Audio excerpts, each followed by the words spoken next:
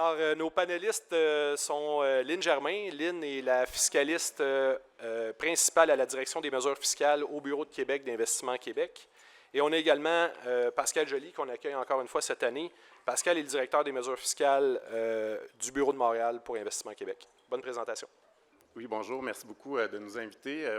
Moi, c'est ma deuxième fois. J'étais ici l'année dernière. J'étais avec le directeur de l'équipe de Québec, Marc Gingras, qui est en train de s'accouler douce en Italie présentement, mais j'ai quand même demandé à quelqu'un de l'équipe de Québec de se joindre à moi là, pour faire cette présentation-ci, qui est ma collègue Lynne Germain, qui est notre fiscaliste, dans le fond, que plusieurs d'entre vous connaissez déjà, puisque souvent, c'est elle qui va répondre à vos questions.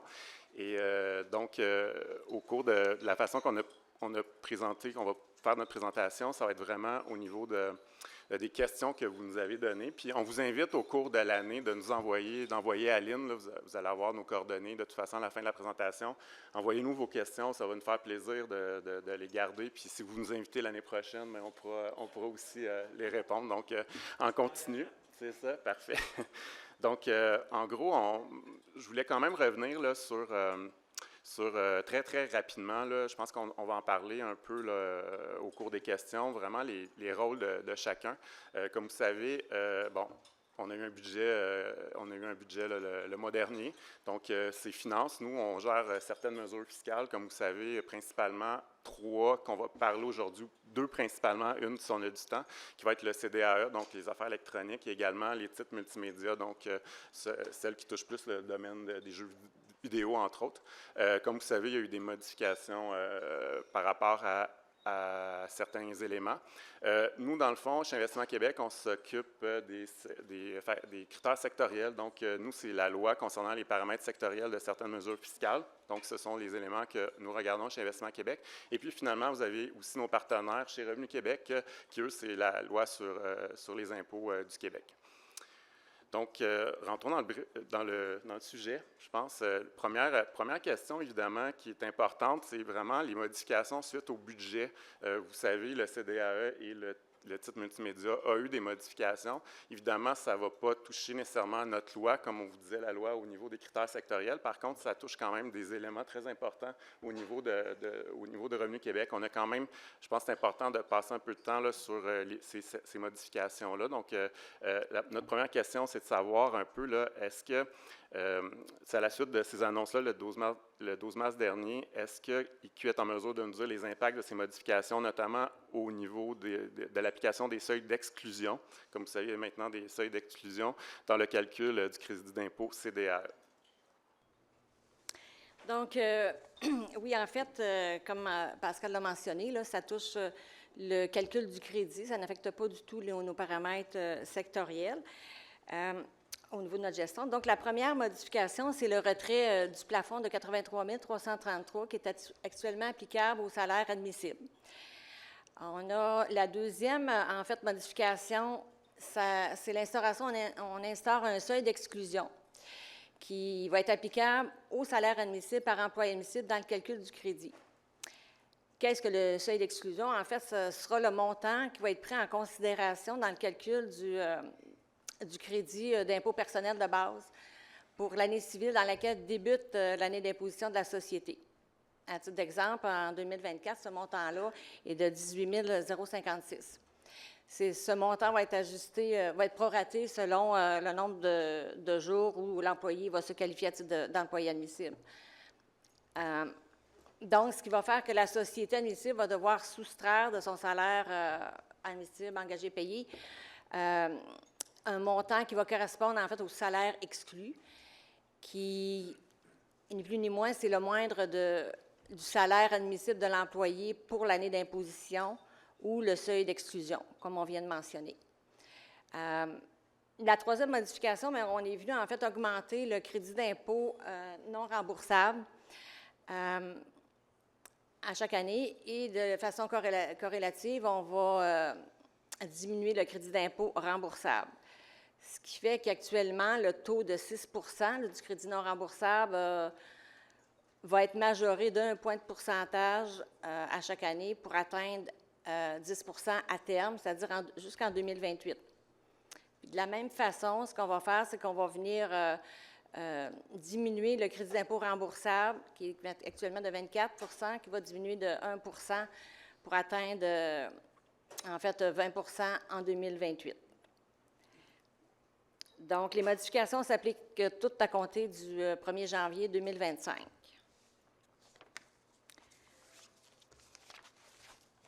Donc, ici, on voit la progression là, des taux jusqu'en 2028. Donc, on part de 24 pour finir à 20 et de 6 on va augmenter à 10 L'objectif du ministère des Finances qui mentionnait, c'est qu'il veut en fait harmoniser les crédits d'impôt, comme on va le voir tout à l'heure un petit peu plus loin pour les titres multimédia. On va arriver proche des taux comparables. Concernant les taux pour 2028, les taux de 2028 vont s'appliquer pour les années subséquentes. Donc, en résumé, si on regarde au niveau des dates d'application, tout ce qui touche le seuil d'exclusion ou le retrait du plafond, ça va s'appliquer à compter du 1er janvier 2025. Les modifications apportées au taux de crédit prendront effet le 1er janvier de chaque année civile concernée. Ce qui veut dire qu'en fait, une société admissible dont l'année d'imposition va chevaucher 2 années civiles, on va devoir tenir compte des taux crédit d'impôt remboursable ou non remboursable en vigueur pour l'année civile dans laquelle débute l'année d'imposition dans le calcul du crédit. Donc, si on prend une société qui a une année d'imposition du 1er juillet 2025 au 30 juin 2026, elle va prendre le taux de 2025 pour la totalité de son année d'imposition. Tout est fonction, en fait, du début de la date du début de l'exercice financier. Donc, on a demandé, comme Pascal a mentionné, ça touche, en fait, les critères de Revenu Québec, le calcul, c'est le calcul du crédit. Par contre, on a eu plusieurs questions de société. Fait qu'on on a demandé à Revenu Québec, en fait, comment ça allait s'appliquer, ça, dans le concret, là, ces modifications-là. Donc, on a fait une petite... c'est sûr, c'est sommaire, les calculs, là, parce que c'est juste pour comprendre un peu la mécanique. On n'est pas allé dans le détail, mais ça donne une bonne idée comment ça va fonctionner. Donc, si on prend, par exemple, un employé qui gagne 102 000 pour un exercice financier complet, il travaille forcément toute l'année, et le montant personnel de base pour 2025 est de 18 090, qu'on prend pour hypothèse là, au fin du seuil d'exclusion. Alors, on va venir on prend le salaire admissible avant l'exclusion, qui est mon 102 000. On va venir réduire le salaire exclu, qui est en fait le moindre de 2 choses, qui est le salaire admissible engagé versé dans l'année d'imposition, ou le montant personnel de base de l'année civile dans laquelle débute l'année d'imposition, qui est dans mon cas 18 090. Ce qui nous donne un salaire admissible au crédit après exclusion de 83 910. Comme vous pouvez voir, ce montant-là se rapproche du plafond, en fait, qu'on avait, là, qui ont enlevé, le 83 333. Ce qui démontre qu'à compter pour un salaire là, supérieur à 102 000, c'est avantageux. Une autre question qu'on a eue avec certains faits, certaines hypothèses, c'était concernant les calculs du crédit et des contrats gouvernementaux. L'hypothèse était... au niveau du CDAE, un employé qui gagne un salaire de 100 000 pour un exercice financier du 1er janvier au 31 décembre 2025. Cet employé effectue 30 de ses fonctions à l'égard de travaux dont le bénéficiaire ultime est une entité gouvernementale, portion ne donnant pas droit au crédit, et un montant personnel de base en 2025 est de 18 090 $. La question, comment sera appliqué, Lynn, le seuil d'exclusion dans le calcul du crédit lorsqu'il y a des contrats gouvernementaux? Donc, une autre question qu'on a validée avec Revenu Québec. Donc, on va prendre le salaire avant les contrats, qui est de 100 000. On va venir soustraire la portion qui ne donne pas droit au crédit. Là, dans ce cas-ci, là, c'est 30 000 $. Fait qu'on se retrouve avec un salaire de 70 000 et on refait la même mécanique qu'on a montré tout à l'heure. Donc, c'est le moindre du salaire admissible versus le montant personnel de base. et qui est de 18 090 et ça nous donne un salaire de 51 910. Donc, la seule différence, c'est qu'on va venir soustraire la portion qui ne donne pas droit au crédit. Question, Lynn. Est-ce que les entreprises, lorsqu'ils vont déposer chez nous, est-ce que ça change quelque chose au niveau d'Investissement Québec, ces modifications-là? Non, en fait, toutes ces modifications-là, là, ça ne change rien. C'est vraiment question de planification. Les sociétés, c'est sûr qu'ils nous posent des questions, ils veulent savoir. Puis nous, bien, c'est notre rôle, on essaie de les informer le plus possible. Mais pour nous, là, dans notre loi, comme je vous disais, au niveau de l'admissibilité, ça ne change absolument rien. Donc, Pascal, je pense que c'est à moi à te poser une question. On va inverser les rôles. Donc, pour certains, c'est la plus récente, en fait, notre fiche détaillée qui porte sur le CDA et le formulaire. Là, j'y vais comme si c'était le client qui parlait. Demande des le formulaire actuel de demande d'attestation, le plus récent, réfère au codifiant, là, la version 2022. Donc, bien que la numérotation de certains codes ait changé par rapport aux anciennes versions, par exemple, si on regarde le code 511211 est devenu le code 513211, le libellé des codes ne semble pas avoir été fondamentalement modifié. Question, est-ce que IQ peut confirmer que son interprétation au codifiant prévalant avant la version 2022, c'est-à-dire qu'on avait la version 2017, de SCIAN demeure inchangée? Donc, pour rappel, le critère, ceux qui connaissent bien le CDAE, le fameux critère des codifiants des revenus bruts, donc il y a 2 tests, dans le fond. Le premier, c'est au niveau de, on essaie de souscrire, dans le fond, de circonscrire un secteur, donc c'est le secteur de TI assez large, donc au moins 75% des revenus bruts doivent provenir d'activités regroupées sur ces codifiants-là, comme vous voyez, il y en a plusieurs. Et par la suite, évidemment, ceux qu'on va discuter, les changements sont ceux qui sont soulignés en vert. Évidemment, le deuxième test, lorsque je rencontre souvent des entreprises, je leur parle d'un entonnoir. Donc, on a le premier test pour circonscrire les TI, mais après ça, on veut vraiment aller dans le développement, les activités de développement TI. Donc, on a des codifiants qui sont plus spécifiques, qui est la prochaine acétate. Donc, 50% des revenus bruts doivent venir de codifiants qui sont spécifiquement pour le développement logiciel. Par exemple, le fameux 541514, là, pour ceux qui s'y connaissent, là, les conceptions de systèmes informatiques et services connexes, évidemment, éditeur de logiciels. Celui-là, ça fait partie des changements qu'il y a eu. La réponse à ça, c'est que non, ça n'a pas de changement. Oui, il y a eu certains changements au niveau de la numérotation de ces codifiants-là par rapport à 2017 et par rapport aussi à 2022. Par contre, ça ne change rien de notre côté chez Investissement Québec. Donc, des fois, par exemple, pour le dernier codifiant, le 5182.1, c'est vraiment les titres et définitions peuvent être modifiés pour clarification, mais il n'y a aucun changement de concept. Donc, il n'y a aucun impact là-dessus. Puis, comme vous savez, les codifiants, ça revient aux 5 ans. La prochaine mouture sera 2027. Donc, on va refaire la même chose. Donc, on va se réadapter par rapport si jamais il y a des changements. Et d'ailleurs, ils ont déjà, en lisant le Statistique Canada, ils ont déjà commencé à discuter là, des codifiants en 2027. Là. Merci. Oui. Donc, la prochaine question qui nous revient souvent, c'est au niveau des réorganisations, toujours dans le CDAE, dans le crédit d'impôt aux affaires électroniques. Réorganisation et test de revenus, évidemment, le fameux 75-50 qu'on vient de discuter, dans le cas d'une fusion. Donc, les faits qu'on nous a donnés, c'est une société A qui est admissible au CDAE depuis 2010. La société B n'était pas admissible au crédit d'impôt. L'exercice financier de la société A et de la société B se termine au 31 décembre.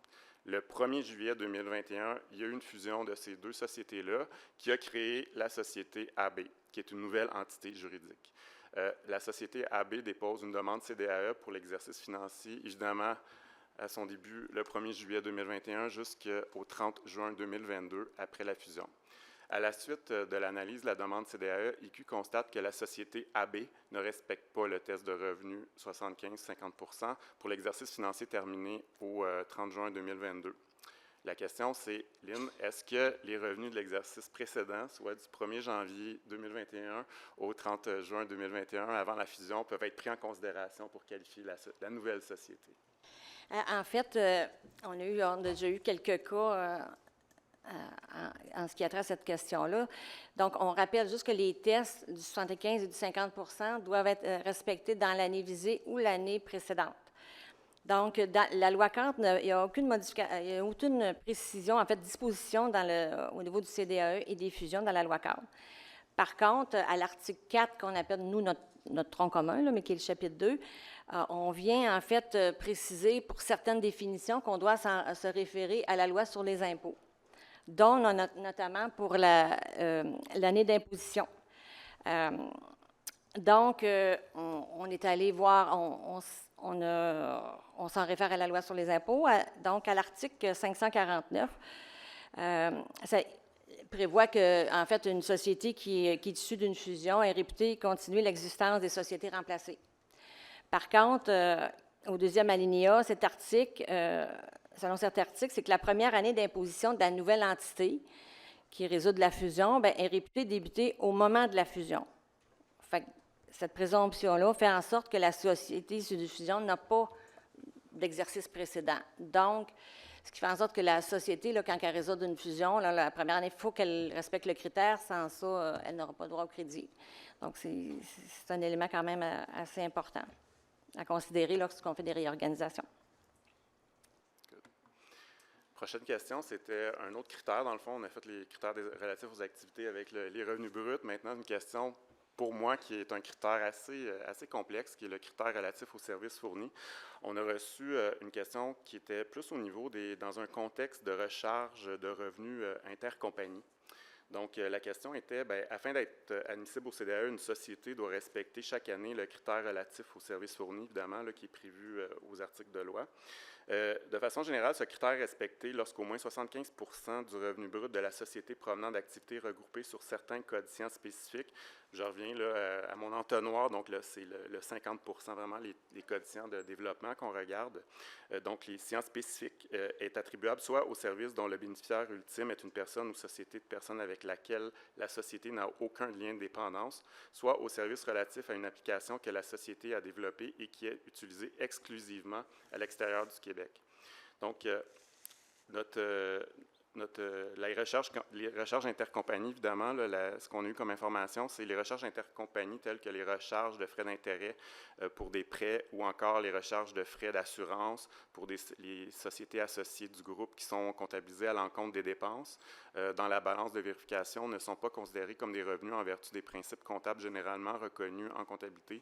Ainsi, ces recharges ne seraient pas considérées dans l'analyse du critère relatif aux services fournis prévu à l'article de loi. La question, c'était, est-ce que IQ peut fournir des exemples de recharges intercompagnies qui feraient l'objet d'une analyse approfondie et qui pourraient être considérés comme des revenus intercompagnies? C'est tant aux critères des critères relatifs aux services fournis qu'aux critères aussi des activités. Dans un premier temps, il faut établir le revenu brut. Et dans un deuxième temps, bien entendu, attribuer les coefficients. Donc, les remboursements intercompagnies qui sont appliqués en diminution de la dépense, c'est certain que, bon, on ne les voit pas, ils ne sont pas aux états financiers, ils n'apparaîtront pas aux revenus. Par contre, l'exemple, des fois, il y a des revenus intérêts qui sont non comptabilisés en diminution, qui sont importants. À ce moment-là, on va les considérer, puis ils sont non admissibles, généralement.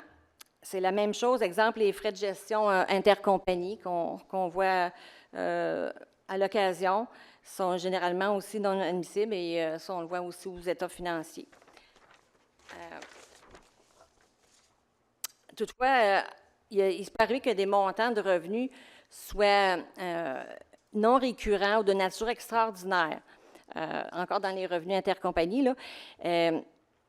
Par exemple, une société qui a un surplus de liquidité pourrait engendrer, se voir en voie d'importants revenus d'intérêt qui pourraient être plus importants que 25 % de son revenu brut, puis qui ferait en sorte de disqualifier la société parce que pour diverses raisons, elle ne peut pas utiliser ses revenus de l'exercice. Je vais mettre ça aussi ici, il y a personne en avant, pour l'exercice financier précédent.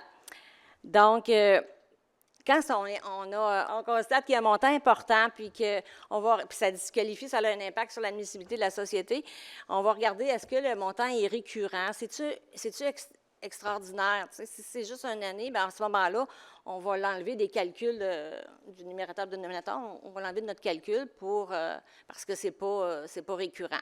C'est sûr que si ça vient 2-3 ans, pour nous, c'est pas extraordinaire, là. Donc, ce qui est important dans les revenus intercompagnies, je vous dirais que c'est important de soumettre, exemple, je pense à certains dossiers, on a des montants importants, là, on les voit, là, la balance de vérification, des montants quand même assez importants, puis la société soumet sa demande, c'est pas... Elle va expliquer ou ventiler un peu plus ses autres comptes, mais elle va rester muette sur le compte intercompagnie. C'est important de le ventiler parce que ça fait partie des revenus. Puis nous aussi, des fois, dans certains cas, on va demander le formulaire T106, qui est le formulaire pour, en fait, les opérations entre sociétés avec lien de dépendance là, et des non-résidents, pour, en fait, valider, corroborer, voir aussi la nature de ces revenus-là. Donc, je vous dirais que c'est ça. Ce qu'il faut retenir, c'est de bien ventiler là, les revenus interco parce qu'on va les analyser, là. Alors, c'est ça. Une autre question avec des faits qu'on nous a donnés, c'est concernant le transfert d'activité, toujours en CDAE, donc en affaires électroniques. Les faits, Détail TI Inc., une société de commerce au détail en TI non admissible au CDAE, acquiert un groupe de 6 développeurs en TI de la société Consultant TI Inc. Le 1er septembre 2023, Consultant TI transfère à Détail TI les contrats de travail des 6 employés ainsi que les mandats clients sur lesquels ils sont impliqués. Consultant TI continue ses autres opérations en TI, mais n'est plus admissible au CDAE après le transfert. Au 31 décembre 2023, Détail TI respecte le critère des revenus pour la période du 1er septembre 2023 au 31 décembre 2023. Et les activités réalisées par les 6 développeurs dans cette même période sont admissibles au CDAE. Les 2 sociétés ont un exercice financier se terminant au 31 décembre. La question, c'est est-ce que Détail TI peut se qualifier pour la partie d'année d'imposition du 1er septembre 2023 au 31 décembre 2023 et quel sera l'impact Détail TI et sur Consultant TI Inc.? Bon, en fait, en vertu de l'article 3.8 de la loi cadre, lorsque les activités d'une société font l'objet d'un transfert et qu'en prenant en considération toute l'année d'imposition, bien, la société ne respecte pas les critères, les 3 critères pour qualifier une société, qui sont le critère relatif aux activités, le critère relatif aux services fournis et le maintien du 6 employés admissibles en tout temps. Eh bien, c'est une souplesse. On vient permettre en fait, de qualifier la société pour une partie d'année d'imposition si elle respecte tous les critères par ailleurs. Il y a une précision, en fait, on dit les ajustements de transfert relatifs au transfert d'activité ne peuvent avoir fait pour effet de rendre inadmissible la partie de l'année d'imposition d'une société si elle respecte par ailleurs les critères de qualification pour une année d'imposition prise dans sa totalité. Ce sera par exemple un transfert si la société avait 55 employés et après le transfert, elle en a 10, mais même ça fait partie du transfert, elle se qualifie toute l'année. On va la tester pour toute l'année parce qu'il pourrait peut-être que la partie du transfert, elle ne se qualifie pas pour diverses raisons. Donc, les impacts, si on regarde les impacts au niveau des attestations pour Détail TI, la période va commencer le jour du transfert et va se terminer le dernier jour de son année d'imposition, soit du 1er septembre 2023 au 31 décembre 2023. Si elle respecte tous les critères pour cette partie d'année. Ensuite de ça, pour l'impact pour Consultant TI, donc c'est elle qui transférait les employés, puis elle, suite au transfert, elle n'était plus admissible. Donc, on va émettre des attestations pour la période d'avant le transfert, c'est-à-dire du 1er janvier 2023 au 31 août 2023, soit le jour précédent le transfert, en prenant pour acquis, bien entendu, qu'elle respecte les critères d'admissibilité. Donc, ce que je mentionne, en fait, c'est comme je disais, là, s'ils ne respectent pas les 3 critères pour une partie d'année, mais que par ailleurs, c'est pour toute l'année, bien, on va l'attester quand même. Autre petite question, Pascal. Donc, pour les années subséquentes, ouais, considérant que la partie d'année d'imposition 2023 attestée pour détail TI à la suite du transfert des activités, soit du 1er septembre 2023 au 31 décembre 2023, est inférieure à 183 jours, est-ce qu'un test de revenu, test du 75 et du 50 donc, sera requis pour l'exercice financier subséquent, soit du 1er janvier 2024 au 31 décembre 2024? Oui, en fait, parce qu'on ne peut pas, comme je mentionnais tout à l'heure, le test des revenus, c'est l'année visée ou l'année précédente. Par contre, on vient dire qu'on ne pourra pas qualifier une société avec l'exercice précédent si la partie qu'on attestait est de moins de 183 jours. Donc, ça peut arriver. Donc, il va falloir qu'elle respecte pour l'année visée. Ensuite, c'est ça. Sommairement, c'est ça. Donc, encore en transfert d'activité, il y en avait plusieurs. Employés, concernant maintenant les employés admissibles, donc on va avoir fait le tour des critères. Rappel, l'employé admissible, dans le fond, c'est quelqu'un qui occupe un emploi à temps plein, évidemment, travaille un minimum de 26 heures pour une période minimale de 40 semaines prévue, évidemment. Est-ce qu'à la suite du transfert des employés de consultants TI à détail TI, la période d'emploi des employés de consultants TI sera considérée se poursuivre dans détail TI aux fins du critère des 40 semaines? Bien, on a la question, je dirais assez, en tout cas, j'en ai eu quelques-unes questions comme ça, c'est pour ça qu'on dit que c'était. En fait, on va regarder si les contrats, dans les cas de transfert, on va toujours demander le contrat de transfert entre les 2 sociétés parce que ça nous parle. Et pour les employés, on va regarder si les conditions qu'il y avait avant le transfert, parce que certaines, des fois, sont transférées en totalité là, aux mêmes conditions, sont réembauchées aux mêmes conditions, même aux conditions salariales. Donc, à ce moment-là, on va reconnaître l'ancienneté des employés. Par contre, s'il y a des nouveaux contrats avec des nouvelles conditions, bien pour nous, c'est comme un nouveau contrat d'embauche. Donc, on va repartir le compteur à 0. Donc, des fois, ça peut avoir un impact. Quand que la société n'a pas beaucoup d'employés, là, ça peut faire une différence. Donc, après le transfert d'activité, on passe à une autre exception dans la loi, qui est le démarrage d'entreprise en CDAE toujours. Les faits, c'est une société créée le 1er septembre 2020. Son exercice financier se termine le 31 décembre de la même année, évidemment. Elle a 5 employés au 30 juin 2023. Elle réalise des activités admissibles et les 5 employés font des tâches admissibles. La société engage une 6e personne admissible le 1er août 2023. Donc, la question, est-ce que la société peut se qualifier d'entreprise en démarrage et bénéficier de la mesure à partir du 1er août 2023 jusqu'à la fin de son exercice financier au 31 décembre 2023? Quels sont les critères utilisés par Investissement Québec pour qualifier une entreprise en démarrage?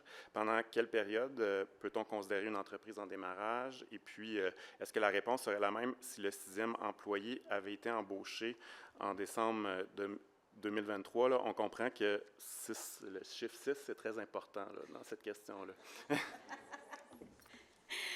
Donc, en fait, c'est une question qui revient souvent. La notion d'entreprise en démarrage, comme vous savez, c'est une question de fait, mais généralement, on considère raisonnable une période maximale de 3 ans pour considérer une entreprise qui est en démarrage.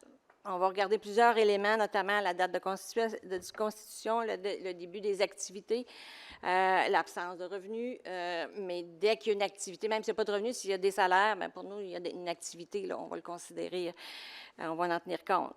Dans le cas qui nous concerne, en prenant pour acquis que les activités ont débuté le 1er septembre 2020, bien, on va considérer que l'employé embauché le 1er août 2023 est embauché dans la période de démarrage, donc soit 2 ans et 11 mois. Par contre, à un moment donné, il faut mettre une limite. Hein, pourquoi? Mais on a mis 3 ans, on en a discuté à un moment donné au tout début, puis c'est ça, faut faut statuer. Donc, dans le cas du 6e employé qui est embauché le 1er décembre, ça fait plus de 3 ans et 3 mois. Ça va être difficile pour nous de considérer que la société est encore en démarrage. Toutefois, c'est du cas par cas, mais de façon générale, c'est comme ça qu'on va aborder la question. Alors, c'est moi qui vais te poser la question. On a du temps encore. Donc, les règles de rattachement, ça aussi, on a plusieurs, ça revient souvent. On prend ici le cas d'une société qui a 5 employés admissibles au Québec. Elle a également un 6e employé à l'extérieur du Québec qui réalise les mêmes activités admissibles que les 5 employés au Québec. Est-ce que la société peut recevoir une attestation pour les 6 employés? Oui, bien, dans le fond, je reviendrai à la première acétate là, avec chacun de la loi qu'on gère, surtout entre Revenu Québec et nous, Investissement Québec. Nous, dans notre loi, qui est la loi concernant les paramètres sectoriels, il n'y a pas de notion de géographie. Donc, de notre côté, on va regarder évidemment les critères qui s'adressent à nous. Par contre, la règle de rattachement, c'est une compétence de Revenu Québec. Donc, c'est important là, de respecter évidemment là, cet élément-là. Donc, sommairement, là, en vertu des règles, l'employé, évidemment, doit réaliser des tâches principalement au Québec, soit à 50 % de son temps et plus. Par contre, Investissement Québec, on parle de partenariat avec Revenu Québec. C'est sûr que si on voit, lors de notre analyse, qu'il y a potentiellement un risque d'un employé qui serait à l'extérieur du Québec, bien évidemment, on va l'inscrire sur les attestations. Donc, on va mettre une remarque à Revenu Québec, qui est un peu un drapeau pour eux, là, qui puissent faire la vérification de leur côté. Là. Donc, on va l'indiquer sur l'attestation. D'ailleurs, là, on parle de rattachement de l'employé, mais on va utiliser la même procédure là, au niveau des remarques pour d'autres critères aussi qui touchent, dès que ça touche Revenu Québec, puis qu'on a vu quelque chose, bien, on va leur signaler, puis c'est eux qui vont pouvoir faire l'analyse plus en profondeur. Donc, ça pourrait arriver, par exemple, l'actionnaire désigné, qui est aussi dans la cour là, des critères de Revenu Québec.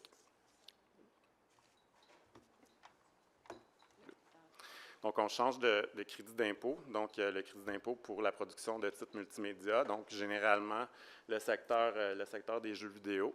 Donc, on revient aussi à la même question tout à l'heure. Donc, c'est quoi les modifications, Lynn, par rapport au budget là, qui a été annoncé dernièrement? Donc, en fait, vous allez voir, les modifications sont similaires, toujours dans le but d'harmoniser les mesures que le ministère des Finances a mentionnées. Donc, le retrait, la première modification, c'est le retrait du plafond de 100 000 $ qui était applicable, en fait, au salaire des employés de la société ou du sous-traitant avec lequel la société avait un lien de dépendance. Il y avait par contre un 20 % d'employés exemptés. La deuxième modification, en fait, c'est la même chose. On instaure un seuil d'exclusion. On enlève le plafond, on instaure un seuil d'exclusion qui va s'appliquer, en fait, encore au salaire admissible. En fait, on va venir le réduire là, du salaire admissible relativement aux travaux de production admissibles. C'est la même mécanique, fait que je vais passer plus vite. On va le voir aussi par un exemple. L'autre modification, en fait, c'est là, on vient instaurer un crédit d'impôt remboursable. Donc, contrairement au CDAE, le crédit pour les titres multimédia était complètement remboursable. Mais là, on change la donne. On veut encourager les sociétés, en fait, qui paient des impôts au Québec. Donc, ça va se traduire par une augmentation de 2,5 %. En fait, le taux initial là, du crédit d'impôt non remboursable en 2025, c'est 2,5 % et c'est par année civile. Donc, ça va être augmenté de 2,5 % jusqu'à terme, jusqu'en 2028. Et de la même façon, le crédit d'impôt remboursable va être diminué de 2,5 % par année civile pour la partie remboursable jusqu'en 2028. Et c'est applicable aussi à compter de 2025. Donc, ici, on voit les modifications de taux. Si on regarde, les voyez-vous? Oui, vous allez les voir. Si on regarde la première, en fait, notre gros taux qu'on appelle là, le premier bloc. Donc, en 2024, on avait un crédit d'impôt remboursable de 37,5. Il faut dire que la prime aux Français n'est pas affectée, là. Donc, et on termine en 2028 à 27,5 pour finir, comme le CDAE, à 10 % de crédit non remboursable. Donc, c'est l'objectif là, d'harmoniser. Les modifications, là, je n'ai pas mis le taux, mais les modifications pour le volet spécialisé sont les mêmes. C'est la même chose. Donc, si on fait un petit exemple, en fait, si on prend pour hypothèse, attends, je vais juste, oui. Ah, OK, c'est bon. Bon, on prend un employé qui gagne un salaire de 150 000 pour l'exercice complet. Il est attesté dans une proportion de 30 parce qu'il fait 30 là, de travaux de production admissibles. Le salaire, c'est toujours en fonction des travaux de production admissibles. Le montant personnel de base, toujours, on prend pour hypothèse que ce serait 18 090. Donc, le calcul, à ce moment-là, on va prendre le 150 000 fois la portion qu'on a attestée, nous, à titre de travaux de production admissible. Donc, ça nous donne un salaire de 45 000. On applique encore la mécanique du salaire au traitement. Je n'ai pas mis tout le libellé, là, mais encore comme le CDAE, on vient réduire le salaire pour nous donner un salaire avant le calcul du taux là, de 26 910. Donc, le petit tableau qui parle beaucoup, là, ici, c'est un tableau du taux effectif pour le CDAE, puis le titre multimédia. Donc, on voit ici là, que parce que le ministère a mentionné beaucoup qu'il voulait, en fait, il veut encourager les sociétés donc, qui ont des emplois à haute valeur ajoutée. Donc, c'est l'objectif. Puis on le voit ici, ça se voit très bien. Si on regarde pour le CDAE, là, un salaire admissible en 2024 là, de 50 000 il y avait 30 alors que celui de 150 000, il y avait 16,7 Bien, en 2028, celui qui avait un salaire de 50 000, son crédit va fondre à 18,1 alors que celui qui a un salaire de 150 000, du fait qu'on a enlevé le plafond, puis je vous parlais du 102 000 tout à l'heure, bien, il va se retrouver avec un crédit de 26 en 2028. On a la même chose si on regarde les titres multimédia. Le gros taux pour un 50 000, en fait, on passe de 37,5 à 22,7. Et celui qui était à 150 000, bien, il passe de 25 à 32,6. Donc, ça va avantager les sociétés là, qui ont des salaires là, assez élevés. C'est l'objectif recherché par le ministère des Finances. On va poursuivre avec les demandes, OK, les délais. Bon, je peux y aller, je vais te poser. Je vois le temps, mais on va être correct. 5 minutes? OK. Oh, 5 minutes. OK. C'est bon.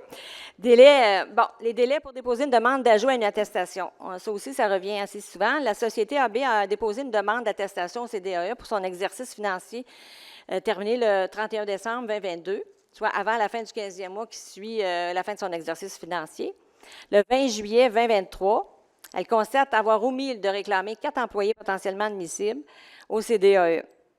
Donc, est-ce que la société peut demander à IQ faire une demande à IQ pour ajouter les 4 employés qui n'étaient pas dans sa demande initiale finalement?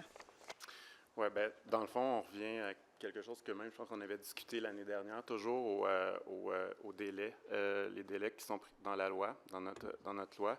Donc, au plus tard, chez nous, c'est pour sécuriser que ce soit une demande, la demande normale ou bien s'il y a une modification là, dans le cas là, de certaines sociétés, bien, c'est toujours de respecter ces règles-là. Donc, au plus tard, entre le 15e mois suivant la fin de l'année d'imposition, donc une société pourrait déposer une demande aussi tardive entre le 15 et le 18e mois. Par contre, elle peut être acceptée si les motifs le justifient et nous décidons. Donc, on prend, évidemment, on est assez souple les premières fois, mais on prend note là, pour les prochaines. Donc, soyez attentifs à ça. Et après 18 mois, bien, malheureusement, la loi ne nous donne plus dans le fond, on n'a plus de marge de manœuvre. Donc, à ce moment-là, on ne peut plus rien faire. Donc, ces délais ne s'appliquent pas, évidemment, à une demande de correction d'information. Au niveau des délais pour déposer une demande d'ajout à une attestation, bien, pour nous, c'est important de déposer une demande d'attestation complète dans les formulaires. Il y a un pense-bête là, pour les documents à nous fournir, puis les demandes d'information. Je pense que c'est toujours bien de le rappeler, puis de toujours de déposer, là, même si vous approchez, des fois, ça peut arriver une demande qui est en révision, puis on a dépassé le 15 du mois, mais c'est important de protéger vos droits. Là, je pense que la plupart de vous, là, vous êtes habitués, donc vous les protégez, donc déposez chez nous, puis sinon, vous n'êtes pas certain, appelez-nous, puis on va discuter avec vous là-dessus. Là. Puis évidemment, faites attention aussi, là, dans le cadre à Revenu Québec, qui ont leurs délais également, là, qui sont importants à respecter. Le prochain crédit, je pense qu'on va juste, on ne va pas en parler, mais c'est pour la presse écrite, c'était pour faire un peu peut-être la promotion, peu importe. Là. Je ne sais pas si vous en faites souvent ici, là, dans vos clients. C'est peut-être moins connu. Par contre, vous avez accès évidemment à notre site Internet. Vous avez toute l'information disponible. Dernier élément que je vais vous dire, c'est la nouvelle disposition par rapport au renseignement personnel. On a ajouté dans nos formulaires un élément là, concernant cette loi-là. Donc, vous devez vous assurer d'utiliser le bon formulaire. Et puis, voilà, on a terminé dans le temps, contrairement à l'année dernière. On a bien fait ça. Bien, merci beaucoup, tout le monde.